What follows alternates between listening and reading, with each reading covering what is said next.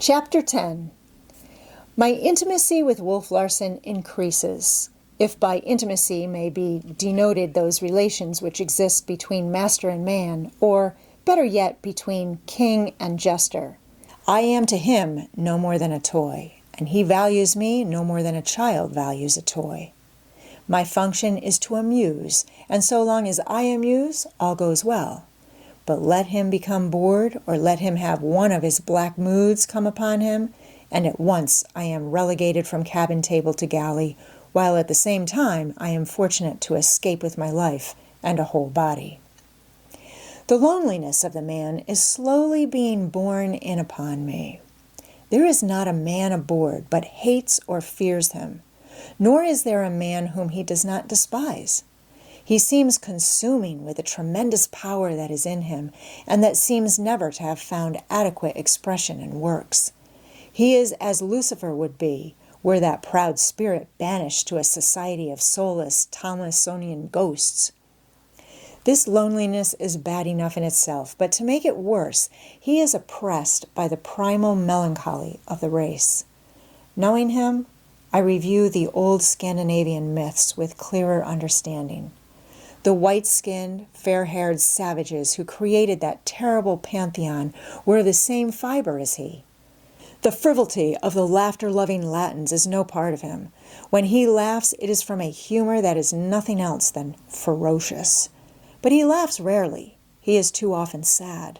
And it is a sadness as deep-reaching as the roots of the race.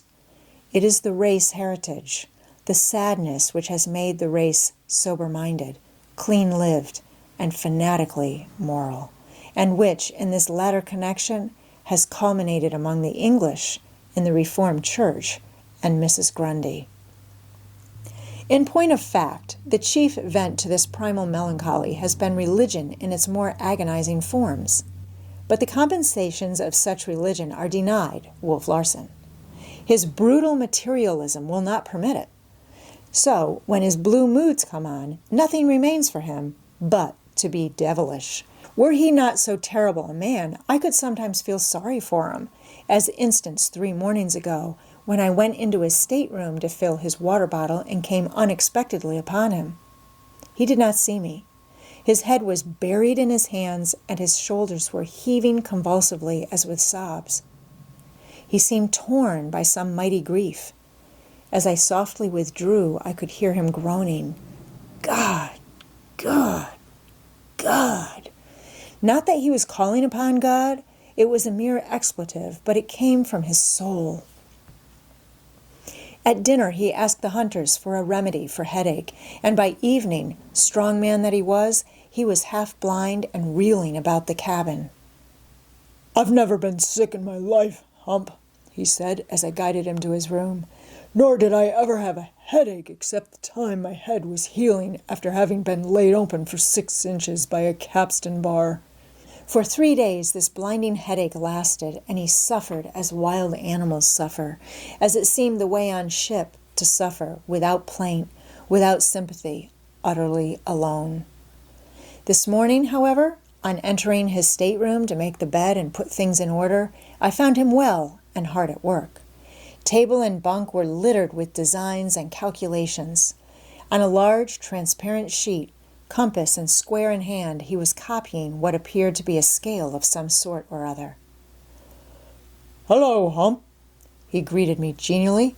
"I'm just finishing the finishing touches. Want to see it work?" "But what is it?" I asked. "A labor-saving device for mariners. Navigation reduced to kindergarten simplicity," he answered gaily. "From today, a child will be able to navigate a ship. No more long-winded calculations. All you need is 1 star in the sky on a dirty night to know instantly where you are. Look, I placed the transparent scale on this star map, revolving the scale on the North Pole. On the scale, I've worked out the circles of altitude and the lines of bearing. All I do is to put it on a star, revolve the scale till it is opposite those figures on the map underneath, and presto, there you are, the ship's precise location." There was a ring of triumph in his voice, and his eyes, clear blue this morning as the sea, were sparkling with light. "You must be well up in mathematics," I said. "Where did you go to school?" "Never saw the inside of one. Worse luck," was the answer. "I had to dig it out for myself." "And why do you think I have made this thing?" he demanded abruptly. "Dreaming to leave footprints on the sands of time?" He laughed one of his horrible mocking laughs. "Huh! Not at all. To get it patented, to make money from it, to revel in piggishness with all night in while other men do the work. That's my purpose. Also, I have enjoyed working it out." "The creative joy," I murmured. "I guess that's what it ought to be called, which is another way of expressing the joy of life in that it is alive, the triumph of movement over matter, of the quick over the dead, the pride of the yeast because it is yeast and crawls." I threw up my hands with helpless disapproval of his inveterate materialism and went about making the bed. He continued copying lines and figures upon the transparent scale. It was a task requiring the utmost nicety and precision, and I could not but admire the way he tempered his strength to the fineness and delicacy of the need. When I had finished the bed, I caught myself looking at him in a fascinated sort of way. He was certainly a handsome man, beautiful in the masculine sense, and again, with never-failing wonder, I remarked the total lack of viciousness, or wickedness, or sinfulness in his face. It was the face, I am convinced, of a man who did no wrong. And by this I do not wish to be misunderstood. What I mean is that it was the face of a man who either did nothing contrary to the dictates of his conscience, or who had no conscience. I am inclined to the latter way of accounting for it. He was a magnificent atavism, a man so purely primitive that he was of the type that came into the world before the development of the moral nature. He was not immoral, but merely unmoral. As I have said, in the masculine sense, his was a beautiful face. Smooth-shaven, every line was distinct, and it was cut as clear and sharp as a cameo, while sea and the sun had tanned the naturally fair skin to a dark bronze which bespoke struggle and battle, and added both to his savagery and his beauty. The lips were full, yet possessed of the firmness, almost harshness, which is characteristic of thin lips. The set of his mouth, his chin, his jaw was likewise firm or harsh, with all the fierceness and indomitableness of the male. The nose also. It was the nose of a being born to conquer and command. It just hinted of the eagle beak. It might have been Grecian, it might have been Roman, only it was a shade too massive for the one, a shade too delicate for the other. And while the whole face was the incarnation of fierceness and strength, the primal melancholy from which he suffered seemed to greaten the lines of mouth and eye and brow, seemed to give a largeness and completeness which otherwise the face would have lacked. And so I caught myself standing idly and studying him. I cannot say how greatly the man had come to interest me. Who was he? What was he? How had he happened to be? All powers seemed his, all potentialities. Why, then, was he no more than the obscure master of a seal-hunting schooner, with a reputation for frightful brutality amongst the men who hunted seals? My curiosity burst from me in a flood of speech. "Why is it that you have not done great things in this world? With a power that is yours, you might have risen to any height. Unpossessed of conscience or moral instinct, you might have mastered the world, broken it to your hand. And yet here you are, at the top of your life, where diminishing and dying begin, living an obscure and sordid existence, hunting sea animals for the satisfaction of woman's vanity and love of decoration, reveling in a piggishness, to use your own words, which is anything and everything except splendid. Why, with all that wonderful strength, have you not done something? There was nothing to stop you, nothing that could stop you. What was wrong? Did you lack ambition? Did you fall under temptation? What was the matter? What was the matter?" He had lifted his eyes to me at the commencement of my outburst and followed me complacently until I had done and stood before him, breathless and dismayed.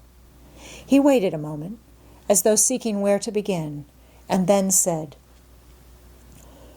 Hump, do you know the parable of the sower who went forth to sow? If you will remember, some of the seed fell upon stony places where there was not much earth, and forthwith they sprung up because they had no deepness of earth. And when the sun was up, they were scorched, and because they had no root, they withered away. And some fell among thorns, and the thorns sprung up and choked them. Well, I said. Well, he queried half petulantly. It was not well. I was one of those seeds. He dropped his head to the scale and resumed the copying. I finished my work and had opened the door to leave when he spoke to me. Hump, if you will look on the west coast of the map of Norway, you will see an indentation called Romsdal Fjord. I was born within 100 miles of that stretch of water, but I was not born Norwegian. I am a Dane. My father and mother were Danes, and how they ever came to that bleak bite of land on the west coast I do not know. I never heard. Outside of that, there is nothing mysterious. They were poor people and unlettered. They came of generations of poor, unlettered people, peasants of the sea, who sowed their sons on the waves as has been their custom since time began. There is no more to tell. But there is, I objected. It is still obscure to me. What can I tell you? He demanded, with a recrudescence of fierceness. Of the meagerness of a child's life, of fish diet and coarse living, of going out with the boats from the time I could crawl, of my brothers who went away one by one to the deep sea farming and never came back, of myself, unable to read or write, cabin boy at the mature age of 10 on the coastwise old country ships, of the rough fare and rougher usage where kicks and blows were bed and breakfast and took the place of speech, and fear and hatred and pain were my only sole experiences. I do not care to remember. A madness comes up in my brain even now as I think of it, but there were coastwise skippers I would have returned and killed when a man's strength came to me. Only the lines of my life were cast at the time in other places. I did return, not long ago, but unfortunately the skippers were dead, all but one, a mate in the old days, a skipper when I met him, and when I left him a cripple who would never walk again. But you, who read Spencer and Darwin and have never seen the inside of a school, how did you learn to read and write? I queried. In the English merchant service. Cabin boy at 12, ship's boy at 14, ordinary seaman at 16, able seaman at 17, and cock of the forecastle. Infinite ambition and infinite loneliness, receiving neither help nor sympathy. I did it all for myself. Navigation, mathematics, science, literature, and what not. And of what use has it been? Master and owner of a ship at the top of my life, as you say, when I am beginning to diminish and die. Paltry, isn't it? And when the sun was up, I was scorched, and because I had no root, I withered away. But history tells of slaves who rose to the purple, I chided. And history tells of opportunities that came to the slaves who rose to the purple, he answered grimly. No man makes opportunity. All the great men ever did was to know it when it came to them.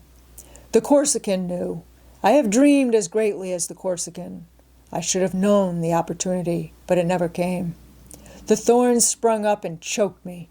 And Hump, I can tell you that you know more about me than any living man, except my own brother. And what is he? And where is he?